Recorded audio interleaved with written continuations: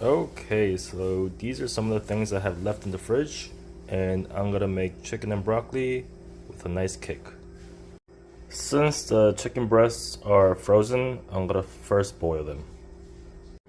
I'm gonna chop these up to have them ready. They are ready.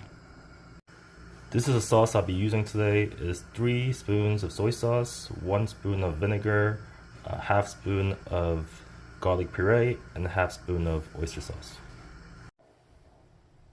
Season them with salt and pepper. And when you see it getting nice and brown, I'm gonna take them out